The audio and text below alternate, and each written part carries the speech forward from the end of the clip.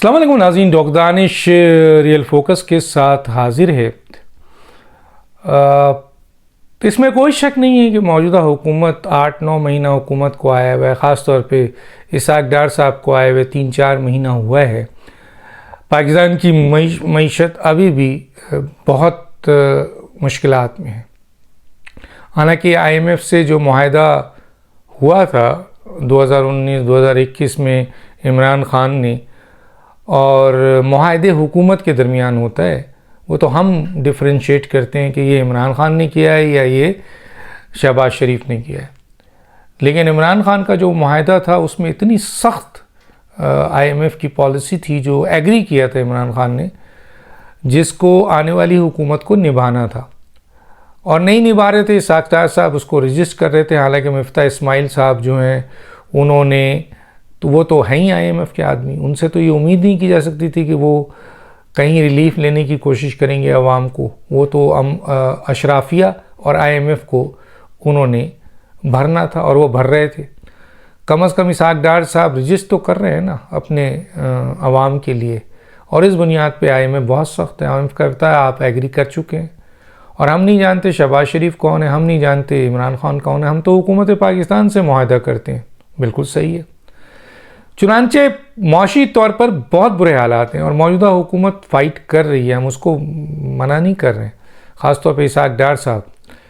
लेकिन दूसरी तरफ तमाशे भी तो हैं। अब ये तमाशा नहीं है कि आप 83 अराकीन को कैबिनेट में ले लें। उस कैबिनेट में वो हुकूमत जो इस वक्त मौशी पाकिस्तान की 75 साल की बदतरीन मौशी हालात को फेस कर रही है, जहाँ एक एक रुपया बचाना बहुत अहमियत का हामिल है, वहाँ आप सबसे बड़ी पाकिस्तान की जो है वो कैबिनेट बना दें 83 अराकीन की। फिर सोने पे सुहागा आप ये कहते हैं कि जनाब कुछ लोग ऐसे हैं जो कैबिनेट में तो आ रहे हैं लेकिन वो तनख्वाह नहीं लेंगे। और अब तो एक नया स्लोगन दिया है, और वो ये शर्म का मुकाम है जो इस तरह की बातें करते हैं। लोग बेवकूफ़ नहीं है। तो आपने कहा कि जी PMLN के 12 मिनिस्टर्स और 4 स्टेट मिनिस्टर और ये तनख्वाह नहीं लेंगे। तो सवाल ये पैदा होता है कि जब आपको इस बात का एहसास है कि पाकिस्तान इस वक्त मौशी मसाइल से गुज़र रहा है, तो फिर 83 अराकीन को कैबिनेट में लाने की क्या ज़रूरत थी? अगर आप ये कहते हैं कि तनख्वाह नहीं है, तो पाकिस्तान में कई लोग ऐसे अवाम में मौजूद हैं, ब्यूरोक्रेसी में बहुत सारे एक्सपर्ट्स हैं जो कहते हैं हम तनख्वाह नहीं लेंगे, हमें भी आप वज़ीर बना दें, हमें भी आप वो दे दें। लेकिन आप तो नहीं देते, आप तो उनको नहीं लाते, हालांकि वो अहल हैं। अब आपने 83 अराकीन को रखा और उसमें ये एक तमाशा किया। हालांकि इससे पहले एक तमाशा था कि हम रियासत बचाने आए हैं, सियासत नहीं। तो सियासत तो वाकई आपकी तबाह हो रही है, ख़ासतौर पर PMLN की तबाह हो रही है। इस वक्त मुकम्मल तौर पर PMLN मौजूदा सियासी हिकमत अमली और हुकूमती हिकमत अमली के जद में है। मौलाना फजल रहमान नहीं है, पीपल्स पार्टी नहीं है, कोई और सियासी जमात नहीं है। इस वक्त सबसे ज़्यादा जो फेस कर रही है, कल PTI कर रही थी इमरान खान, आज PMLN कर रही है। लेकिन PMLN के वज़ीर आज़म को या PMLN को ये सोचना चाहिए कि 83 अराकीन जो आप ले रहे हैं, इन्हें इत्तेहादी हुकूमत आपसे ये करवा रही है, तो उस इत्तेहादी हुकूमत को ये बताना चाहिए कि हमारा तो स्लोगन ये है कि हम रियासत बचाने आए, सियासत नहीं।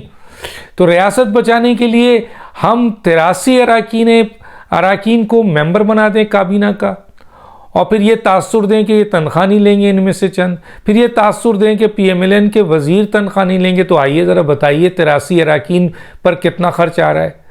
सिर्फ तनख्वाह पे नहीं, MNA जो होंगे वो तनख्वाह ले रहे होंगे, सेनेटर जो हैं वो तनख्वाह ले रहे हैं, उनकी तनख्वाह तो जा रही है ना। फिर आपने बंगले लिए हुए हैं, उस बंगले का, सरकारी बंगले का खर्च आपके ऊपर पूरा आ रहा होगा।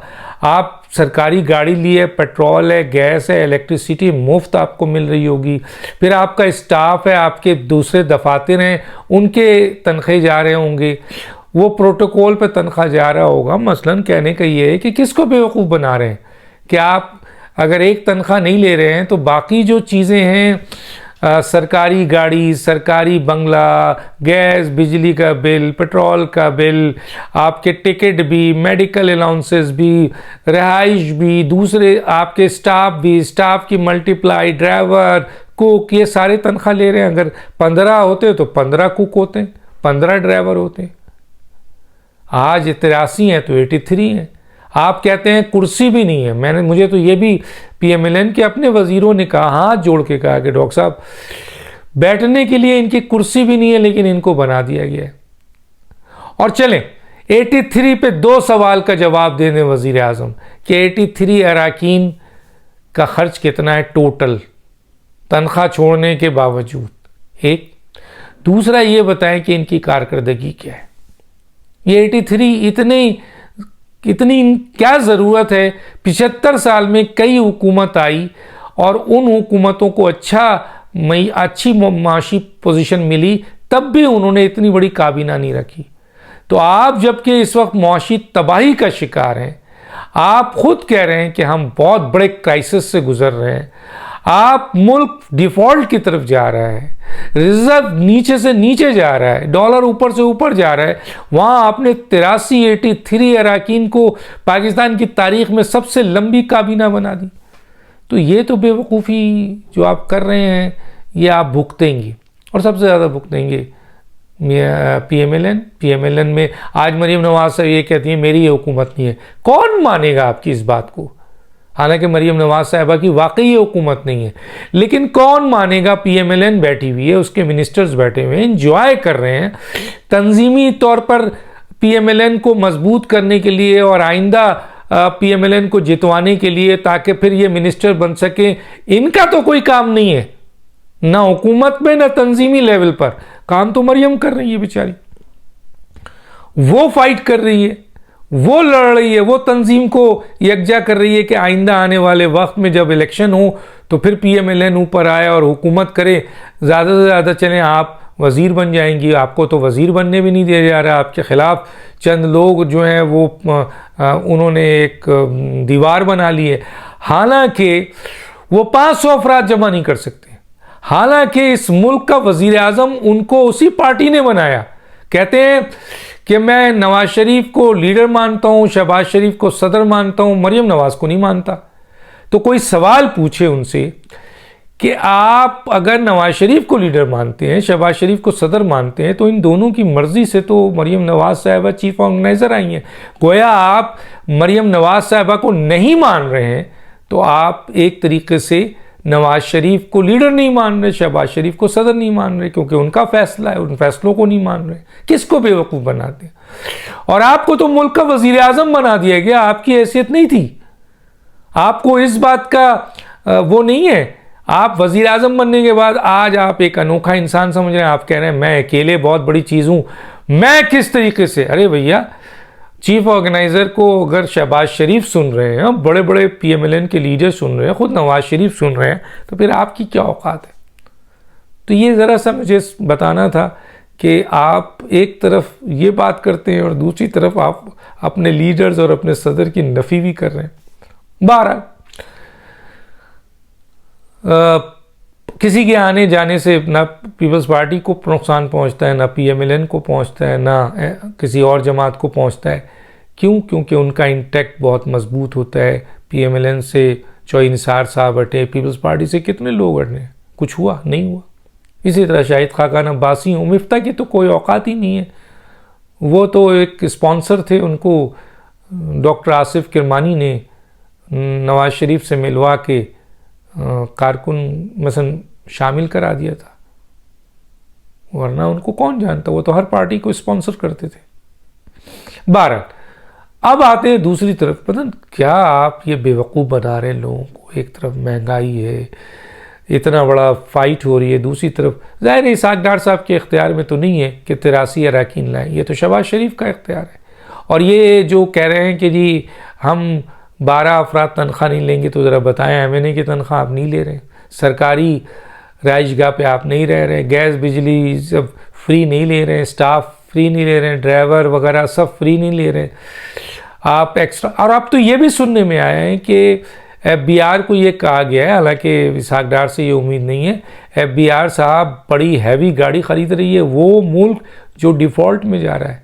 शायद आप इंपोर्ट बढ़ाना चाह रहे हैं, तो भाई ये इंपोर्ट बढ़ाएंगे और एक्सपोर्ट कम होगी तो ट्रेड डेफिसिट तो बहुत ज़्यादा होगा। मैं बहुत कुछ इस वक्त यहाँ पर सामने ले आ सकता हूँ, लेकिन ये एज देता हूँ कि इसहाक डार साहब को ज़्यादा टाइम नहीं हुआ है। और मैं ये बार बार कहता हूँ कि इमरान खान की 4 साल की हुकूमत को नवाज शरीफ की 4 साल की हुकूमत से मुकाबला करें, ना कि शहबाज शरीफ की 8 या 9 माह की हुकूमत से करें। लेकिन इसके बावजूद ये जो अमल हो रहा है, तनख्वाह 83 अरकान, ये काबिल कबूल नहीं है। इसका बहुत बड़ा खामियाजा PMLN को अदा करना पड़ेगा। इमरान खान साहब, वाह भाई वाह। आप कहते हैं कि ये बीमार हैं, इनके वकील वो कहते हैं कि इमरान खान बीमार हैं और बुजुर्ग हैं। एक तरफ इमरान खान साहब जेल भरो तहरीक की दावत दे रहे हैं, दूसरी तरफ जेल से बचने के लिए ज़मानत मांग रहे हैं। इनके लीडर ज़मानत मांग रहे हैं, इनके लीडर जेल में जाते हैं तो रोना धोना शुरू कर देते हैं सिर्फ 2 दिन के अंदर, और एक तरफ फिर पूरी आवाम और कौम से कह रहे हैं कि जेल भरो। इमरान खान साहब पिंडी के जलसे में उस वक्त, जबकि वो वक्त था जब ज़ख़म तो और भी भरा हुआ होगा, मसलन खाली होगा, ख़राब होगा, उस वक्त वो उससे हेलीकॉप्टर में बैठकर उस जलसे में आए, जलसे से खिताब किया, लेकिन अदालत में आने को तैयार नहीं है। अदालत में आने को तैयार नहीं है। क्यों? बहुत अक्लमंद है, जानते हैं वो कि उस जलसे में तो उन पर चार्जशीट नहीं होनी थी, उस जलसे में तो उनकी गिरफ्तारी नहीं होनी थी, उस जलसे में उनको नाअहल तो नहीं करना था। यहाँ उनका केस तैयार है, नाअहलियत का भी, गिरफ्तारी का भी। इसलिए इमरान खान साहब के वकील बार बार कह रहे हैं कि वो बुज़ुर्ग हैं, वो बीमार हैं, वो कैसे आएँ। हालांकि लाहौर हाई कोर्ट ने कहा कि भाई चल के मत आएँ, आप स्ट्रेचर पे आ जाएँ, एम्बुलेंस पे आ जाएँ, पूरी सिक्योरिटी दे दी है। तब भी वो कह रहे हैं कि मैं नहीं आऊँगा। क्यों नहीं आएंगे? आपको पता है क्या? एक सवाल करके बात ख़त्म करता हूँ। क्या मियां नवाज शरीफ, आसिफ जरदारी, मोहतरमा बेनज़ीर भुट्टो, जमाली साहब, जोनिजो साहब, परवेज़ मुशर्रफ साहब, या कोई और, जुल्फ़िकार अली भुट्टो साहब, या और भी जो वज़ीर और वज़रा गुज़रे थे, क्या उनको इतना रिलीफ मिलता अदालतों से जो आज इमरान खान को मिल रहा है कि मना करने पे भी नहीं आ रहे हैं और उनकी दरख्वास्त मुस्तरद भी नहीं हो रही है? उनको टाइम लिया जा रहा है, इंतज़ार किया जा रहा है। ऐसा जो लगता है कि माई बाप आ जाएं, हम आपको देने को तैयार हैं, लेकिन ये कानूनी तकाज़े आ जाएं। वो कह रहे हैं मैं नहीं आऊँगा, मैं नहीं आऊँगा, और अदालतें खामोश हो जा रही हैं, दूसरे दिन का टाइम दे रही हैं। तो क्या इन तमाम पाकिस्तान के लीडरों को भी अदालतों में इस तरह का पहले कभी रिलीफ मिला है जो इमरान खान को मिल रहा है? ये सवाल छोड़ के जा रहा हूँ। डॉक्टर दानिश को याद दीजिए। अल्लाह हाफ़िज़।